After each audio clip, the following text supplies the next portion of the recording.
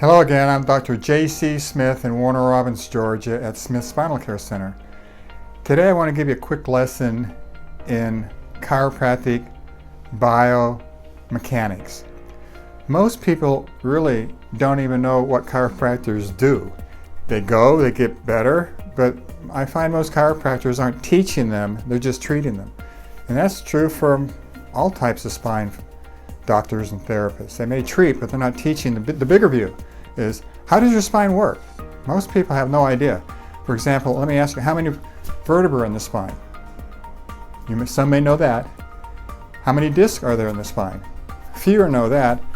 Now here's one that most people don't know. How many joints are there in the spine? The reason I say that is because I teach at seminars and I always ask that question. And it's a rare person who knows how many there are. So we like to teach people that you don't slip discs, but first you slip joints. But let's start by looking at the spine. Again, this is Ralph. Patient didn't pay his bill.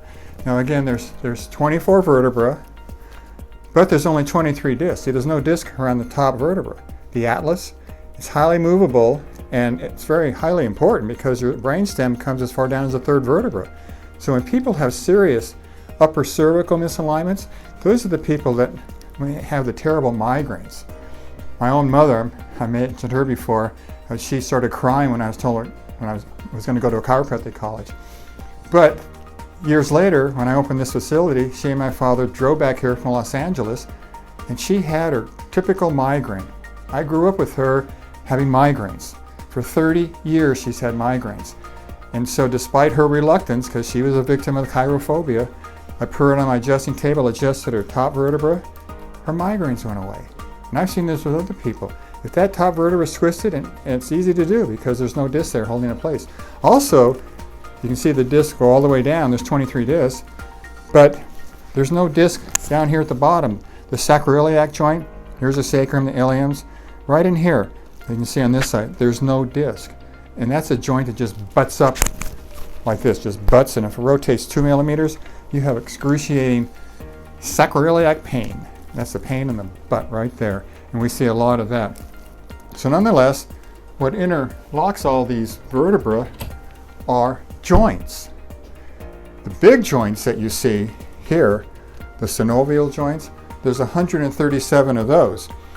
But when you add up all the small little joints and the sacroiliacs, there's over 360 joints in your body, including the rib heads that connect to the spine. And all of these are subject to misalignment. We chiropractors not only adjust the spinal joints, but some who have extra training adjust extremities.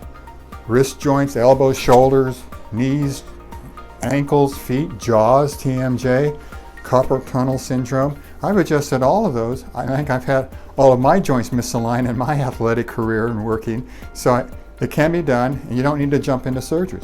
But the big thing to understand about the spinal joints is that they're not weight-bearing. A weight-bearing joint like a hip here is a ball and socket. You can see how that bears weight. Spinal joints are gliding joints, like my fingers. They glide on one another. One expert believes that we human beings were not meant to stand erect. We were like most animals. The spine's a beam, right? It's a beam, it's not a post. And as a beam, like horses and dogs and cats and every other animal, these joints, these gliding joints, allow for a little lateral flexion, a little rotation, but they don't bear weight per se. Weight may hang from them, but the gliding joints do not bear weight. But when we decided to evolve, and these gliding joints became weight-bearing, boom, then you get increased loading on the joints. And then you can something can trigger it, like a cough, a sneeze, prolonged sitting, and the spine, as they say, buckles. It's a segmental buckling effect. And that's when people come to see me and say, but all I did was cough, and I had a back attack, or sneeze, or I had a bowel movement, whatever. Suddenly their joints buckle. And the thing is that they were on the verge of having a back attack because most spinal problems, something like 3/5, begin in youth. When kids fall off bicycles and roller skates, football is a killer. That's what got me to my first chiropractor. Cheerleading is the second most dangerous sport in high school now. Then you have gymnastics, let alone car accidents, getting thrown off horses. Happened to me again. All of these add up. You keep jarring your spine, jarring your spine. What I find though is that the body is a self-healing organism. So in time, if you do nothing, just like if you sprain an ankle badly and misalign all those joints, in time the swelling dies down and the pain may subside, but the misalignment remains. And then, if you don't go to a chiropractor to get it realigned, you're going to go through the phases of degeneration that we see here. That here's a normal, this phase is swollen, then things start degenerating like the disc, bone spurs start developing. So I get a lot of patients in their 50s, 60s, and 70s who've never been to a chiropractor. But when I see them, they say, but all I did was sneeze. We'll take an x-ray and find, decades of degeneration in their neck or low backs, which tells me that's been there for a long time. And I tease these folks. I said, that's like having never been to a dentist. Can you imagine how bad your smile would be? Well, that's the kind of spines we see every day. So then the problem is, how do you help these people? Again, rehabbing a spine is not like pulling a thorn out of a paw. It's more like a football player rehabbing a knee. It's a structural problem that includes the joints. Together, what it's called is the motor unit, where the vertebrae and the joints and all work together. You can see it better here. Here's in the low back, and the joints are here. And when they misalign and get compressed, then that buckling effect occurs. And in effect, what you're doing is you're overloading the motor unit. The joints get jammed, the discs get involved, so they swell at first. If that goes uncorrected, then they start degenerating like these different steps you can see on the pictures here. And then of course the nerves get involved and you start having radiating pain or problems going internal to organs and glands or whatever that's being controlled by that particular nerve.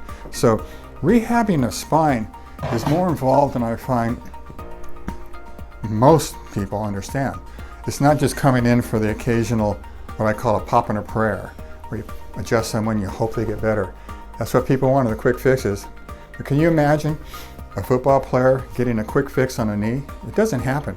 And for those people who've had knee injuries or ankles or any joint problem, you know what I'm talking about.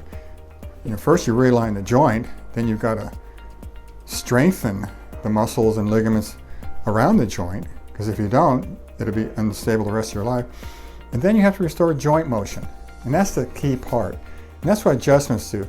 They work to align the spine and restore joint motion. And that is critically important. And only chiropractors are doing that. You can go to physical therapists and get the mobilization exercises and anti-inflammatory modalities. You can do all kinds of things like that. Go to yoga or Tai Chi or acupuncture. But only we chiropractors are adjusting the spine. And that came out at trial. It was interesting. At witness, John McMillan Manel, a famous orthopedic professor at 8 American med schools from 1950 to 1980, he testified about this and at the Wilk antitrust case about the nature of joint play, joint dysfunction, and the value of manipulative therapy as the best solution to the back pain problem. Now this was in a federal court, but he said, quote, and we'll put this quote on the screen, "To understand it, you have to accept that the science of mechanics demands that anything that moves has joint play built between the moving parts. The joint play movement is prerequisite to normal pain-free functioning of movement." In other words, joints are supposed to move. That's the whole point of a joint, as opposed to a strict bone. Then he went on to say, if you don't manipulate to relieve the symptoms of this condition of joint dysfunction, then you're depriving the patient of the one thing that is likely to relieve them of their suffering. And that's the truth. But unfortunately, the public doesn't know that. Like I said before, you don't slip disc first. You slip the joint. And then, as the illustration is, then you overload the bad mechanics. And like a sprained ankle, it's going to swell. But they can do an MRI and say, oh, you got a swollen disc, you need surgery. No, the disc is secondary. Again, the disc is nothing more than a shock absorber. It's not a muscle, it doesn't move, it just absorbs the pressure from one vertebra to the next. But when you start damaging the spinal mechanics, then things are going to swell and later degenerate. That's why I teach my patients, and this is a lesson for everyone to learn. is that there's 4 principles of spinal rehabilitation.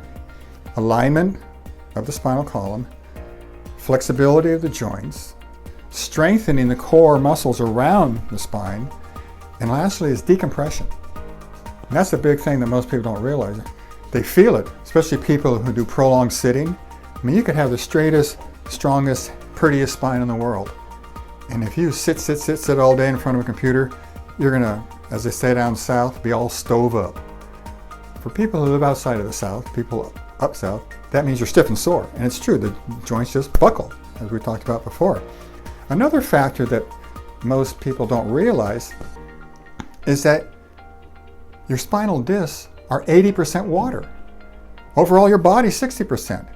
And if you don't drink at least 50 ounces of good water a day, you're going to slowly dehydrate. And the body has a prioritization. At night when you rehydrate, the first call goes to your brain, the most important organ. Second, muscles are heart, lungs, liver, the major organs. And then your muscles and your bones. And the last thing that gets rehydrated are your spinal discs. So you could have the prettiest spine in the world, but if you don't drink water, these discs will slowly start dehydrating. And it has nothing to do with the buckling effect, it has to do with dehydration. And that's one thing the DRX table does, our spinal decompression table, is that by decompressing the spine and the disc, it rehydrates, it allows nutrients back into that area. That's why it's so important that you drink water. On the other hand, a lot of people don't drink water, but they'll drink Coca-Cola and coffees and alcohol and juices. Well, that's not the same as good old water. A lot of people don't like water because it tastes so bad, tap water. That's why at my house I have a carbon filter, and here in the clinic I have reverse osmosis. But you need to get a hold of good water and drink it all day long. That really helps. So again, alignment, strength, flexibility, decompression, and drink a lot of water. So hopefully I've given you a little more insight into why you're having a back attack and how to solve it. If you want to learn more, come see me or go to your neighborhood chiropractor and let him teach you too. Thank you for listening.